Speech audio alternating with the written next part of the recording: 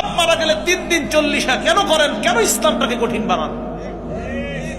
কবরে দেওয়ার আগেই একজন কয় তাড়াতাড়ি এলান কর, জামুর কি মসজিদে তোর বাপের মিলনটা কবে? এলান করে দে কবরস্থানে। আর এলাকার সবচেয়ে সম্ভ্রান্ত ব্যক্তিরা এই পচা এতিম মিসকিনের খাদ্যটা খাওয়ার জন্য ভিক্ষুকের মতো মসজিদে খাড়ায়। সবচেয়ে সম্ভ্রান্ত ব্যক্তি। লজ্জা শরম করেন আপনার? আমারে বলতে পারেন না আমি খাই না।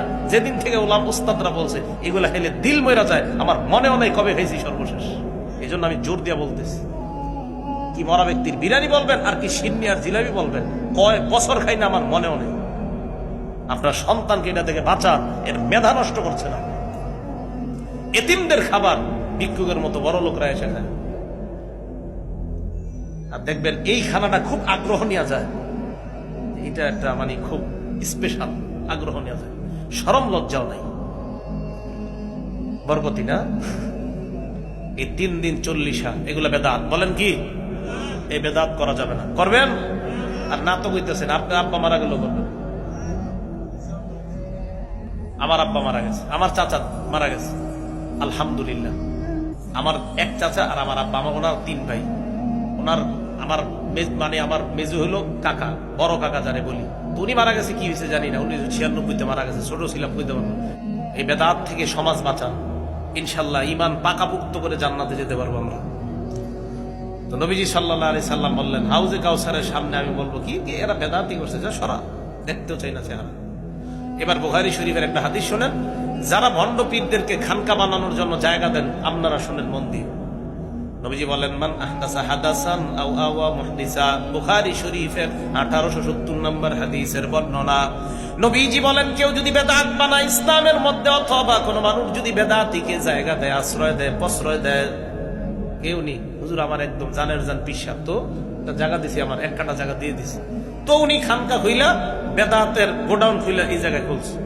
খোলার পর আল্লাহ নবী বলেন, লানাতুল্লাহি আলাইহি ওয়াল মালাইকাতি ওয়ান নাসি আজমাইন। তুমি যে জায়গা দিলা, তোমার উপর আল্লাহর অভিশাপ, ফেরেশতাদের অভিশাপ, দুনিয়ার সকল মানুষের অভিশাপ। বলেন নাউজুবিল্লাহ।